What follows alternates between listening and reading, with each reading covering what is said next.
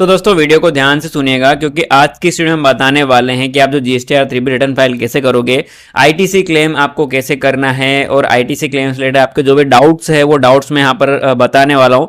जैसे कि मैं यहाँ पर ये पॉइंट्स कवर करने वाला हूँ। जैसे कि आपके कन्फ्यूजन होते हैं जीएसटी में आईटीसी क्या होता है, दूसरा एलिजिबल आईटीसी का एग्जैक्ट मतलब क्या होता है, थर्ड है आईटीसी पैसे बैंक में मिलता है क्या, फोर्थ पे है जीएसटी R2B क्या होता है और आईटीसी इसमें कैसे दिखता है, फिफ्थ है जीएसटी R3B में आईटीसी कैसे क्लेम होता है, सिक्स्थ पे आईएमएस डैशबोर्ड का क्या रोल है और सेवन है कैसे चेक करें कि कोई आईटीसी मिस तो नहीं हुआ, और एट्थ पे है कॉमन मिस्टेक जिससे आईटीसी ब्लॉक हो जाता है, और नाइन्थ पे है एग्जाम्पल के थ्रू आईटीसी कैलकुलेशन। दोस्तों जीएसटी में सबसे बड़ा कंफ्यूजन होता है आईटीसी को लेकर। लोग कहते हैं यार आईटीसी में पैसा मिलता है क्या, एलिजिबल आईटीसी का मतलब क्या होता है और जीएसटी R3B में आईटीसी कैसे क्लेम होता है। आज की वीडियो में मैं आपको ये सारे डाउट्स 2 मिनट में क्लियर कर दूंगा सिंपल लैंग्वेज में बिना कंफ्यूजन के।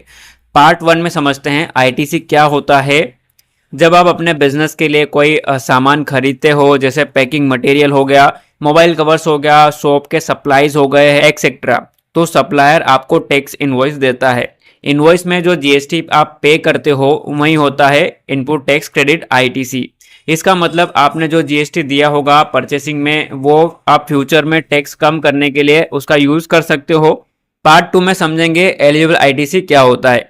एलिजिबल आईटीसी का सिंपल मतलब सप्लायर ने इनवॉइस टू बी में अपलोड किया है, जीएसटीएन मैच है, परचेज बिजनेस के यूज का है, टैक्स करेक्ट है, आप जीएसटी रजिस्टर्ड हो। अगर ये सब क्राइटेरिया कंप्लीट है तो वो एलिजिबल आईटीसी है, यानी आप उसे क्लेम कर सकते हो। पार्ट 3 में क्या आईटीसी पैसे बैंक अकाउंट में मिलते हैं।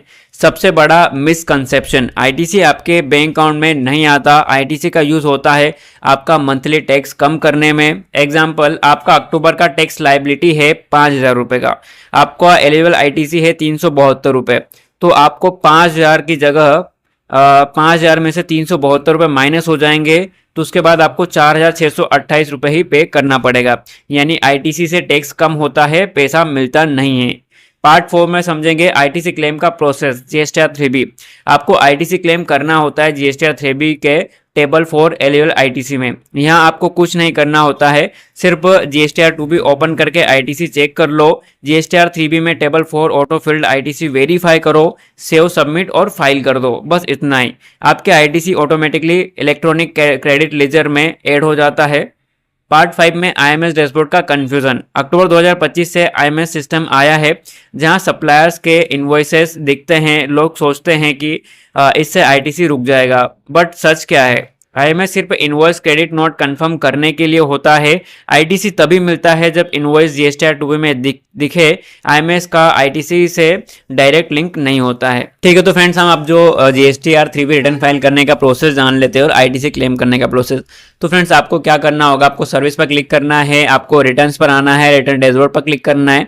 इस पर क्लिक करने के बाद आपको थोड़ा वेट कर लेना है। वेट करने के बाद आपके पास जो नेक्स्ट पेज ओपन हो जाएगा, यहाँ पर आपको क्वार्टर सिलेक्ट करना है, देन आपको पीरियड सिलेक्ट करना है, जो भी मंथ है आपका, जिस भी मंथ का आपको जीएसटी R3B फाइल करना हो। जैसे मुझे अक्टूबर का करना है, मैंने अक्टूबर सिलेक्ट किया, सर्च पर क्लिक किया। सर्च पर क्लिक करने के बाद स्क्रॉल किया, स्क्रॉल करने के बाद यहाँ पर आप देख सकते हो जीएसटी R3B मिल जाएगा आपको। सिंपली आपको प्रिपेयर ऑनलाइन पर क्लिक करना है। इस पर क्लिक करने के बाद आपको थोड़ा वेट कर लेना है। वेट करने के बाद इस पेज को आपको सिंपली क्लोज पर क्लिक करके क्लोज कर देना है। क्लोज करने के बाद आपको नीचे स्क्रॉल करना है। अब यहाँ पर आपको सब कुछ जो भी आपने डाटा फिल किया है जीएसटी R1 में उससे मिलता जुलता, मतलब सब करेक्ट है, तो आपको कुछ भी नहीं करना है, इसमें सिर्फ कंफर्म करते जाना है, सेव करते जाना है। जैसा मान लिया आपका जो भी tax on outward and reverse charge inward supplies है आपका जीएसटी R1 में सेम है, तो आप इसको कंफर्म कर दीजिएगा। आपको इसको सिंपली इस पर क्लिक करना है। इस पर क्लिक करने के बाद आपको ओके पर क्लिक करना है। ओके पर क्लिक करने के बाद नीचे स्क्रॉल करोगे तो यहाँ पर आपको ऑप्शन मिलेगा कंफर्म वाला, आपको कंफर्म पर क्लिक कर देना है। कंफर्म पर क्लिक करने के बाद फिर से आपको जो नीचे स्क्रॉल करना है। ठीक है फ्रेंड्स, अब जो अगला हमारा है इंटरस्टेट सप्लाईज का 3.2, तो इस पर आपको क्लिक करना है। इस पर क्लिक करने के बाद आपको नीचे स्क्रॉल करना है और ये भी सारी जो भी आपकी एंट्रीज है वो सब कुछ सही है, तो आपको नीचे स्क्रॉल करके यहाँ पर आपको कंफर्म का ऑप्शन मिलेगा, आपको सिंपली कंफर्म पर क्लिक कर देना है। कंफर्म पर क्लिक करने के बाद फिर से आपको नीचे स्क्रॉल करना है। देन यहाँ पर आपको एलिजिबल आईटीसी का ऑप्शन मिल जाता है आईटीसी क्लेम करने का, तो आपको सिंपली एलिजिबल आईटीसी पर क्लिक करना है। इस पर क्लिक करने के बाद आपको फिर से नीचे स्क्रॉल करना है। देन यहाँ पर भी आपको जो भी आपका अमाउंट अगर सेम है, जो भी सब कुछ ठीक है, जैसे आप देख सकते हो हमारे पास अमाउंट ऐड है ऑलरेडी, दिखा रहा है यहाँ पर आईटीसी रिवर्स में और नेट आईटीसी अवेलेबल दोनों में ही दिखा रहा है, तो सेम अमाउंट है। तो हमें यहाँ पर कुछ भी नहीं करना है, हमको यहाँ पर जो सिंपली कंफर्म पर क्लिक करना है। कंफर्म पर क्लिक करने के बाद आपको नीचे स्क्रॉल करना है। स्क्रॉल करने के बाद यहाँ पर आपको सेव जीएसटीआर 3B का ऑप्शन मिलेगा, आपको सिंपली सेव जीएसटीआर 3B पर क्लिक करना है। इस पर क्लिक करने के बाद आपको थोड़ा टाइम वेट कर लेना है और फिर से नीचे स्क्रॉल डाउन करना है। स्क्रॉल डाउन करने के बाद अब यहाँ पर आपके सामने ऑप्शन आ जाता है प्रोसीड टू पेमेंट का, आपको सिंपली प्रोसीड टू पेमेंट पर क्लिक करना है। प्रोसीड टू पेमेंट पर क्लिक करने के बाद आपको नीचे स्क्रॉल डाउन कर लेना है। जैसे यहाँ पर क्या दिखा रहा है, इंटीग्रेटेड टैक्स फॉर 80 रुपीज़ दिखा रहा है, तो आपको नीचे स्क्रॉल डाउन करना है। स्क्रॉल डाउन करने के बाद यहाँ पर आपको जो चालान क्रिएट करना पड़ेगा। तो friends make payment post credit to ledger पर क्लिक करने के बाद हमारा जो भी आईटीसी क्लेम था वो क्लेम हो गया और जो भी हमारे पास अमाउंट बचा था वो ऑटोमेटिक यहाँ पर एडजस्ट हो चुका है। एडजस्ट हो चुका है, जैसे आप देख सकते हो मेक पेमेंट पोस्ट क्रेडिट का ऑप्शन हमारे पास हट चुका है। आपको रिफ्रेश कर लेना है। इस पर क्लिक करने के बाद रिफ्रेश करने के बाद आप देखोगे तो यहाँ पर आपको प्रोसीड टू फाइल का ऑप्शन मिल जाएगा। आपको सिंपली प्रोसीड टू फाइल पर क्लिक करना है। प्रोसीड टू फाइल पर क्लिक करने के बाद इस चेक बॉक्स को आपको फिल कर देना है और यहाँ पर आपको जो भी ऑथराइज सिग्नेटरी है आप खुद हो उसको सिलेक्ट करना है। सिलेक्ट करने के बाद यहाँ पर आपको ऑप्शन मिल जाता है file GSTR 3B with EVC. आपको सिंपली ईवीसी पर क्लिक करना है। आपके पास एक ओटीपी सेंड किया जाएगा, उस ओटीपी को आपको फिल करना है और वेरीफाई पर क्लिक करके यहाँ पर वेरीफाई कर लेना है।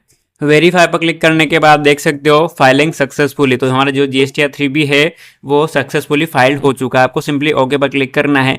ओके पर क्लिक करने के बाद आप देख सकते हो हमारा जो जीएसटीआर 3B वो सक्सेसफुली फाइल हो चुका है। आपको चेक करने के लिए फिर से आना है सर्विस पर, फिर से आना रिटर्न पर, रिटर्न डैशबोर्ड पर क्लिक करना है और फिर से आपको जो जीएसटीआर 3B को अपना चेक कर लेना है फाइल हुआ है नहीं हुआ है। हमने जैसे पीरियड पर क्लिक किया, अक्टूबर सेलेक्ट किया, देन सर्च पर क्लिक किया। सर्च पर क्लिक करने के बाद नीचे स्क्रॉल डाउन करते हैं तो आप देख सकते हो हमारा जो जीएसटीआर 3B है वो सक्सेसफुली रिटर्न फाइल्ड हो चुका है।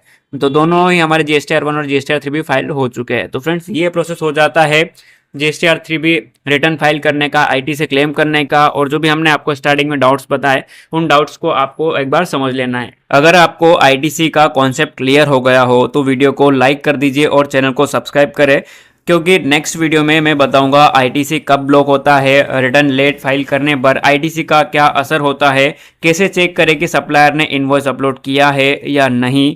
मिलते हैं नेक्स्ट वीडियो में।